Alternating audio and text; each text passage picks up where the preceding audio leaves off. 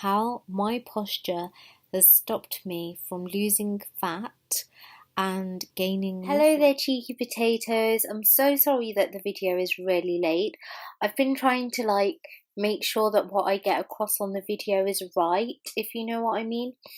And this video is going to explain why my body, even though I've told you I've got dysfunctional hips, what that actually causes. And it's kind of like a domino effect, and it's just like when one part's not working and the other parts don't work after that. So I'm just kind of explaining what it causes, but it is going to be split into two parts because it's just too long for me to put it into one video. So I hope you enjoy it. Let me know if it made any sense to you or what you actually thought about how I explained everything. And I've got some squat footage in here too, and you can kind of see that I've got no internal rotation, but I think that might be in the next video, I'm not sure. But just enjoy the video, and please don't forget to subscribe. Click the little potato, it's a very cheeky potato just like you, and it wants to be your friend, so or hit the like button.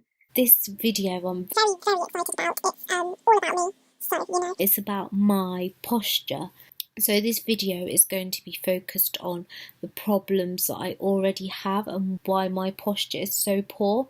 And I will be doing an update on how that's tried to be improved. So the first problems that you can see is that when I'm standing up and on the side, I lift my top up a tiny bit so you can see, and I've put clothes on here in this video where they've got clear lines, and that's why I've gone with those outfits, so you can kind of see what's going on with my body there. So the back is very arched. I don't know if you can see that at all. So what this is called, it's called anterior pelvic tilt. Means that your pelvis is tilted sort of to the front, so that's going to cause a lot of lower back pain. The reason why it's quite common is because of the position that a lot of people, we all sit down a lot now, and it can be fixed. It can cause very tight hip flexors, so I had been stretching them out before, but I think there was a reason why hip flexor stretches just weren't working for me. Your hip flexors are a group of muscles at the front of your hips, and I'm obviously not a personal trainer, but I do know that. So when these are tight, they can pull you down, so they're getting short, because say if you're sitting down and your back is going to become very arched. When your back does become very arched, it basically means your glutes aren't being used effectively. It also means your abs aren't being used effectively, which really isn't that good for your spine. But if you're training, your core is used a lot for stability, and your glutes, obviously your gluteus maximus is like your biggest muscle in your body, but your glutes are responsible for a lot of things, and that's stabilizing your hip movements. If your glutes aren't working, you've got your gluteus medius, which is responsible for hip abduction. The next thing that you can see here in the video is called duck feet. It's where your feet turn out like that. And on the clip, I've positioned myself so that my feet are at the straightest they can be and squatting, and I've got a view from overhead, and you can see that my feet are just not having it. They're not staying in at all. And I know people might say do a banded stretch, but I will explain why banded things just aren't going to fix that for me. But everybody is different, so if you are having any of these problems, then please get that looked at. So when your feet are turned out, this can mean that your glutes are turned off, and before, like I said, your gluteus medius is very important. A lot of people's glutes are probably turned off because we're sat on our bums a lot. When your glutes are squeezed, it means your core has to do work. One of my glutes doesn't turn on as well, which is a bit of a nightmare. It's always best to activate your glutes before exercising so you can get the most out of your exercise. So activating your glutes might be doing a few body weight exercises, just so you can feel that your glutes are turned on, which means that during the exercise they will help you out and actually work as a muscle rather than your body relying on other muscles and causing things like back pain as well, where your back becomes strained because it's taking all of the weight when it shouldn't be. So if you're already walking with your feet out to the side, you're not starting with a good base and you're kind of just wrecking your spine. You're ruining, like, you can get knee injuries because the example that I read explained that tendons are like a rope, and when they begin to become unraveled, that your foot kind of unravels it. So this means you can tear your ACL, anterior cruciate ligament, and I don't actually know like a lot, again, like I said, about this sports science stuff. This is what I'm always trying to learn. And if you're going to tear something, especially in your knee, your knees are so important for like everything. I did have a knee injury before.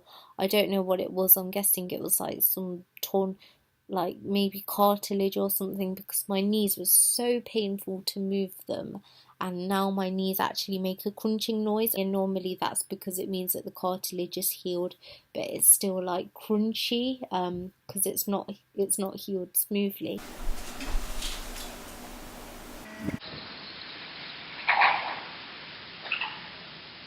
So if it was just knee valgus that was the problem, that could probably be worked on with like banded distraction.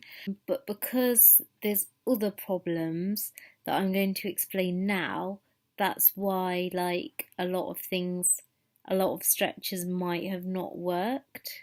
So if you think about it, people do stretches and they'll do mobility drills, and that's to get into the right position to actually get the most out of the exercise. If your glutes aren't on, your abs also, they might not be working that well either, which also means your spine isn't as protected. And your glutes also, they're meant to stabilize your pelvis. So my main problems come from the pelvis. I'll get to that at the end as well. You're more likely to get ankle injuries because your ligaments are loose in your ankles. You're more likely to have a short piriformis, and I can tell you that my piriformis is so tight. It's a tiny muscle that, for example, if you know what pigeon pose is in yoga, you should feel the piriformis being stretched out here. And I think that's also to stabilize leg abduction movements. But basically, this can be very, very tight. I know mine is so tight and so... I've been rolling it out for like ages, and it's so... it's like really, really tight.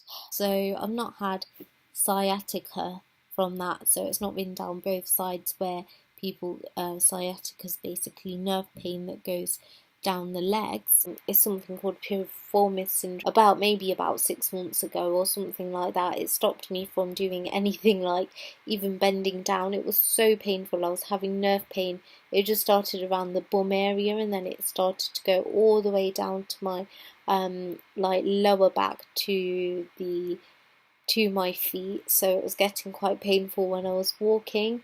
I got sent to physio for that, and at the physio they just said strengthen your glutes, but now I know that strengthening one of my glutes isn't going to do anything because my glutes can't turn on one side. So basically, when the piriformis becomes inflamed, and if it is tight as well, it can press on the sciatic nerve, and that's what piriformis syndrome is. And it's also where the your piriformis, it actually goes through your piriformis, the nerve does instead of lying either side of it, and that's meant to be a bit rarer. So yeah, becoming inflamed and then it presses on it, which obviously was causing me a lot of discomfort. And I was given things like glute bridges to try and avoid that as well, and the glute stretches. I went to this bone manipulation woman that told me a lot about my body, and basically the main problem of why everything is caused is because I had or have a twisted pelvis, which can actually cause like I think it's called a false leg length discrepancy. So every time I used to roll my trousers up, one side would look higher than the other. Or I always used to think, why was that uneven? But I think it's because my legs actually look a bit uneven. But normally that can be mostly from muscular imbalances. So that's called a functional leg length discrepancy. And basically, it means that my hips are like on one side. You can see that it's quite high up, maybe. If you can't see it on this video, I will insert a picture. It's actually a picture of where I was selling a pair of leggings, and it just looks so embarrassing. It looks like there's something wrong with the leggings because the the legs just look so wonky. So this can cause a really tight back. Just think about it. So it's meant to be something to do with that your pelvis twists anyway when you walk. But mine, I think, if your pelvis is like that and one side is like that or something, it's going to pull one leg up and one leg's going to be more down. And so, yeah, my legs are sort of like locked into that position, and my feet just permanently stick out as well. Like every mobility drill that I've tried to do, it's like I've been going to the gym for over 2 years now, and I've been really lucky to have a really good trainer called Dan. And yeah, we've worked through so many stretches and everything, and now I know the reason why they've not really worked, because this lady explained to me that whatever I do in the gym, it wouldn't have fixed if you're born like that. So yeah, that can cause so many problems, and for me, I think it's caused me to not be able to internally rotate my leg, because we kind of found out there's no internal rotation, but it's like kind of been the cause of all of my problems. And I think that's the reason why, say, even if I keep trying to stretch out my quads and they're still quite tight, and it's probably that every time I'm stretching it's probably doing something, but it's not fixing the main problem. So hopefully, if that gets fixed, then when I actually do begin to do the stretches again, it will actually be effective, and when I carry those on, it will actually should make a huge difference as well. The other problem is that, well, this is a weird thing. So I had an x-ray.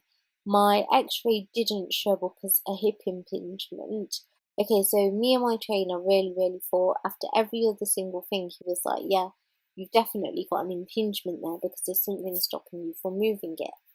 So here I'm just doing a sort of hip flexor, getting into a hip flexor stretch, and this is actually what I couldn't do before any of the internal rotation stretches, where my foot, it wouldn't come all the way around, but now it does. But it's so painful. Just look at my face there for me, and it makes me so tired as well.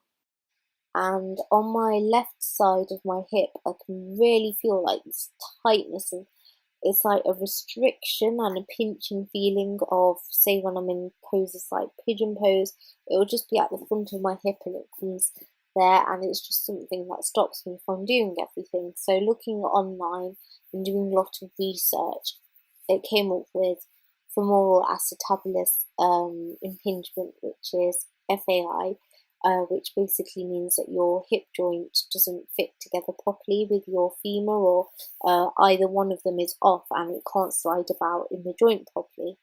I'm very confused about this, but I feel like whatever I do have is also hip impingement, or whatever's happened to my pelvis is causing hip impingement. So hip impingement